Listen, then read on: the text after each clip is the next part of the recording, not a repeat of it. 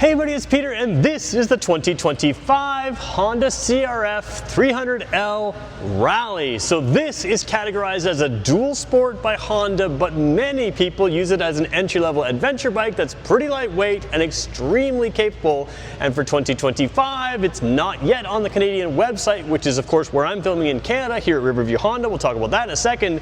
But for 2025, there is a slight improvement, Honda says, in the suspension. They have revised the suspension. So suspension travel is still the same as always, but it has been slightly revised, and we're going to talk about that in this walk-around review. So first of all, I'm filming here at Riverview Honda. They give me complete access to their entire vehicle lineup. So if there's anything you want to see that I don't cover in this video, by all means, let me know in the comments, and I will make sure I come back to it in a future video, and I'll try to answer your comments as well as best I can. But I also want to point out that if you want to help my channel, obviously liking and subscribing is good. I'm on a mission to film every 2025 motorcycle that I possibly can. And if you want to help me get more and more access and do more and more things, the best thing you can do is just find a couple video reviews on this channel that you like and watch them to the end. That's a huge help to my channel. It allows me to really grow, and the more I grow, the more I can get for you. So let's get going with this review. So if we were to put this bike in a category, we already talked about how Honda calls it a dual sport. Many of us call it an adventure bike, and I'm going to stick with the adventure bike thing because you all know it's a dual sport, but it does have adventure sport or adventure bike capability. But in my life, in my video reviews, I like to kind of differentiate between different types of adventure bikes. So some adventure bikes, including something like the Transalp, in my mind is more of an exploring type bike. Now what I mean by that is it's great for on-road, and it's also great to go down dirt roads, gravel roads, well-maintained trails. And for the average rider, I think that's how a Transalp is normally going to be used. Now, of course, if you look at anybody else's review, most of them are expert dirt riders. They take it off-road on dirt, and it does fantastic there as well. But to me, something like that, and even my own Royal Enfield Himalayan 450, that's more of an exploring adventure bike, kind of a go-anywhere, on-road, gravel road, dirt road. That's where it's best.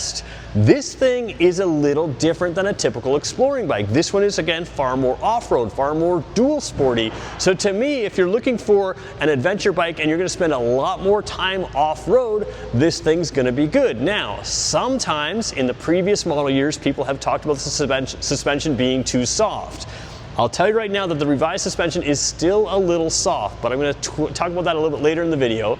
I do think that some of the softness of that suspension is going to benefit a beginner rider because you're not taking this thing off massive jumps. You're going down and you're doing things, and you're probably not bottoming out this suspension in the same way. Now, if you're heavier, there are tons of mods for this bike. You can get it stiffened up, you can do all kinds of things. But from the showroom floor, I think for a lot of riders, especially average riders or even beginner riders who may be starting to ride on this, I think the suspension being softer is actually going to help you in many dirt situations, as long as you don't get too aggressive. And if you do get too aggressive, you have one of two choices: upgrade suspension or upgrade the bike. So let's get going with this review. So when you watch other reviews of this bike, you're going to hear a lot of positives about certain things and a lot of kind of nitpicks about other things. So first of all, the positive: this is a 21-inch spoked front wheel and an 18-inch rear. What that means is any tire size you want for on-off-road bikes, you're going to be able to get for this bike, including adventure bike sizing, so you can really upgrade tires. Now, the problem with dual sport bikes is they have to have road legal tires, and same with adventure bikes, but they also tend to, from the manufacturer, have sort of a compromised tire. So it's not the best for on-road, obviously, you can tell by the tread, but also it may not be the best for off-road. So you're going to hear a lot of people talk about how they want to upgrade the tires from day one. Now that depends on the type of rider you are. If you're a beginner, use these, get used to them, see how they go. But again, you definitely can get better off-road tires that are still street legal, and that may be something you want to consider in your purchase price, not in the immediate term for a lot of people, but certainly down the road, depending on how you're using this bike. Again, if you're more on-road, these might be just fine, and you can sort of decide from there. If it's just gravel roads, dirt roads, and on-road, these things are going to be absolutely awesome. So you've got a single disc brake, that's perfectly fine for a lightweight bike like this. You do have the upside down forks, that's going to give you reduced unsprung weight in the front. So what that means is lower unsprung weight here, and also a stiffer top up there. So that's all good stuff. So really the only thing you're dealing with is, because Different people take bikes in different ways. If it's a road bike, everybody's riding down the same types of road. It's all tarmac. But if you're off-road, there's different types of off-road. There's muddy, there's sandy, there's rocky, there's all kinds of things. And depending on your terrain, you may want to change that. And that's standard for a lot of bikes going off-road. But again, that's what you've got here. Moving back a little bit, I just want to show you the skid plate from this angle because I may forget to mention it later. It is a plastic area, so you've got a lot of protection here from the gravel and dirt and other things, but it is just plastic. A lot of people are going to want to upgrade that to something a little more aluminum or a little tougher if you're going to be doing heavier duty off-road. So taking a look at the heart of this bike, you do have a single cylinder engine. It's a 286cc engine. It's a typical dual sport engine. For a lot of people, it's going to be small for an adventure bike, but that's one of the benefits of this adventure bike is that's what keeps it lightweight. It's a very compact engine being that single cylinder tilted forward, low, so you've got all the weight distribution exactly where you would want it, and this bike rides exactly like its dual sport partner. So again, you've got everything you need, 6-speed transmission, but the bodywork you can see is extra here. It's going to give you a little bit more wind protection than a typical dual sport bike, and that just takes some of the blast off if you decide to go touring. Now, everything down here, typical dual sport stuff. Decent sized foot pegs. You do have the rubber inserts here. A lot of times you're going to take those off-road or take them off if you're off-road, but you do have the option of leaving them in to just slightly reduce vibration if you're staying on road. Everything here is tucked in well, so although there's no crash bars on here, if you do drop it, you're less likely to damage and certainly less likely to damage anything expensive. Worth noting, you do have the steel foot pegs way up here. That is an option to take a passenger on this bike. Obviously with the engine size and just the overall style of this bike, you're not going to want to take a passenger for too long or too far, but you absolutely are able to take one, so that is worth pointing out. Legally, this bike takes a passenger. Before we turn the bike on, look at the dash and that kind of thing, I do want to show you the front area here because obviously this is different than a typical dual sport. Behind it you have a little GPS bar. I don't know if you can see that bar there. We'll take a look at that from the other side as well. But without turning the headlights on, low beam, high beam, or high beam, low beam, I can't remember which one you've got, but you've got the multiple beams there, and you have a little bit of wind protection up here, which is again going to give you an adventure bike feel. And you have a mounting bracket here and 2 more up here, which means if you wanted to go with a bigger windshield, a taller windshield, it's not like you've got all the mounting brackets back down here and it's going to put a lot of torque on there. This thing's capable of having extra windshields on or higher windshields on if you wanted more wind protection. So already it's a fairly tall windshield, certainly good for a dual sport, and that's what brings it into the adventure category. Now these here are just wind deflectors, and if you're on a gravel road, it's going to keep some gravel from hitting your knuckles there, but they are not connected to the handlebar here, so those are definitely upgradable if you want to do that to go heavier duty off-road. But you do have through the bodywork and through the windshield some extra wind protection, and certainly a lot more than typical dual sport. So that's part of why this is a very viable adventure bike. So having shown you all that, let's hop on this bike. Now it is a tall seat height, and that can be intimidating for a lot of people because I'm about 6 feet tall, and if you just look at the spec sheet, you can say, okay, this bike's gonna be too tall for me. But at 6 feet tall, although I am just not quite able to flat foot on my shoes here, my running shoes here, it is something that is very manageable and it's extremely lightweight. So again, it's going to give you some extra ground clearance, but sitting on it is going to give you some squat. So let's just quickly show you the riding position, and then we're going to talk about this upgraded suspension. So riding position here is comfortable. It's an adventure bike upright. Some people are going to want to upgrade the seat if they're doing long adventure runs because this is a little closer to a dual sport seat. But the benefit of that is it really allows you to move around. You can get up front because the seat comes up front. You can move back because it's fully flat, so you're not tied into an adventure bike ride where it's kind of got you locked into the seating position. Something like the Trans Alp is going to have you a little more locked into the seating position, especially in the backside. So you have the ability to move around. As a dirt bike or as an adventure bike that's going to teach you how to ride on dirt, you really can't do better than this. So let's talk about the suspension. Now you see I put the side stand up, and that's because when you sit on this bike, it squats. I'm about 175 pounds, and you can see it still squats. What I am wondering is if Honda likes to have this soft suspension because they know their market. Keep in mind, everybody reviewing this bike on any of the big channels has a ton of off-road experience, and they're gonna push this bike harder than the average buyer might. So that's why I think Honda, when they tweaked the suspension, all suspension travel is still the same, but they did say they tweaked it. When they tweaked the suspension, they probably kept it soft. Now, the initial softness that you can see here when I sit on it may be something that has being kept the same, but as you hit bigger bumps, it may be able to keep it from bottoming out more. There is the variable rate suspension where it can allow you to, as it gets closer to the bottom of the suspension, stiffen up. That may be what Honda's done here, but they have revised the damping in this, so they've revised it. Again, certainly not a groundbreaking change. If you're waiting for the 2024 for better suspension, it is revised, but it may not be the firmness that a lot of those higher level reviewers are looking for. That being said, it's still unintimidating. It's still something that's going to give you a comfortable ride, which is one of the benefits of the softer suspension. It just may need to be upgraded if you're really, really going to go hardcore. So that's my take on the suspension. Here's the riding position. Let's take a look at the dash.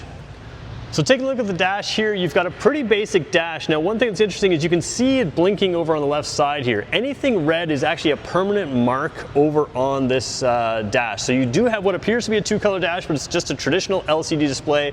It does have a tachometer down here. You've got lower revs. You're almost never going to be there, but you have a straight line up to 10,500 RPM red line. So that does give you a good at-a-glance view of what's going on. Some bikes in this class don't even have tachometers, so it's nice to have all that. Of course, being a bit of an adventure bike, it does have your information down here, including things like fuel efficiency. So there's your average fuel efficiency and average per liters per 100 kilometers, that kind of thing. So you've got some extra info there. You do have a gear position indicator. Again, not every bike in this class has that as well. So you've got everything you need for a basic adventure. You've constantly got your clock visible, so you know what time it is if you're going to reach your destination. And then the other button worth pointing out is just the top right of your screen. You do have that rear ABS that can be turned on or off for the off-road mode. So very easy to access that, and it's actually got a sort of nice finger spot behind there so you can put your finger in and get a good grip of it even with gloves on. And then of course, as we zoom out just a little bit here, if you wanted to make this an adventure bike, you've got this bar here which you can mount something like a GPS to and wire that through, so you've got a constant GPS there with extra information that can assist your or complement your dash as well. So if we're going to talk about this as an adventure bike, we have to talk about practicality. So you've got the two pieces right here that actually allow you to, of course, tie things down as is, but also they're mounting points to fit various types of racks on here. So a lot of aftermarket accessories will allow you to mount aftermarket racks on here. I do want to show you a little bit more practicality, and I just realized that I forgot to show you the controls, so we'll do that in a second as well. But it is worth pointing out that these are here both as placeholders for regular racks, but also something you can strap things down to. But there's two unique features, and I'll show you them right now. So I'm fully wide angle again just to show you this. So this is the rear foot peg here that comes down, and this is a small storage container. So I'm going to try to show it to you live on camera from behind the camera. I'm not on the best angle, but of course that pops down. And there is a toolkit in here and your paper information. So it is a nice place to stick just the bare minimum of things you need, including your toolkit.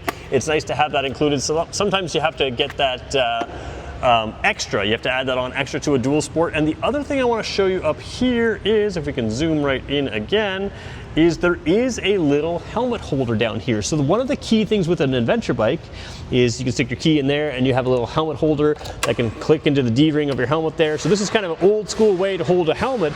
But one of the cool things about adventure bikes is they're very practical everyday bikes, and you have things like the rack mounts there, you have things like the helmet holder, and of course you have things that'll hold your papers or the very basics in a semi-locked container right there. So nice little features that maybe not everybody points out that I thought I would point out today for you.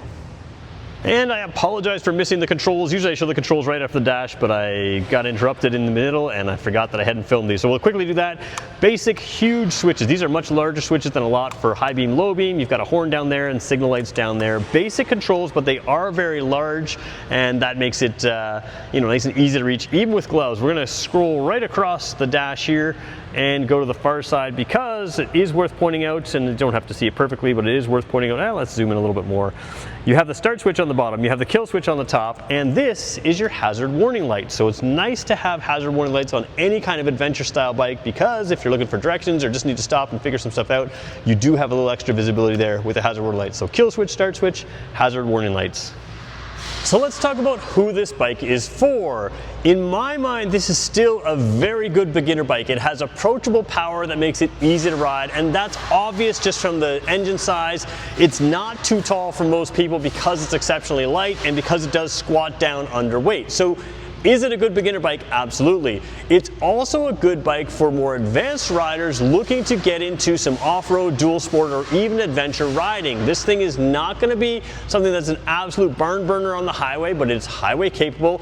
And if you're like most adventure riders, you don't want to be on the highway full time. You want to take the secondary roads, the secondary highways, and that's where this thing shines, especially before you head off-road. Now, this is a bike that I would buy to do a lot of off-road riding, but you could also say, hey, I want something that's very capable off-road, and I may only do 50-50 off-road riding and road riding, and that's another reason that this bike is good. It's capable on the road, it's lightweight, easy, and fun to ride, but when you do go off-road, you've got more suspension travel than the average, especially entry-level adventure bike. You've got more of a dirt-focused bike, so it's going to give you more advantages in the dirt and less punishment in the dirt, being both lightweight and more dirt-capable. So, is it right for you? Well, for 2025, the suspension has been tweaked but not drastically changed. So I don't think it's a game changer for the suspension, but I do think, again, if you take away from those reviewers that are heavy-duty, hardcore off-roaders and you say, hey, I'm more of a light-duty off-roader or less skilled,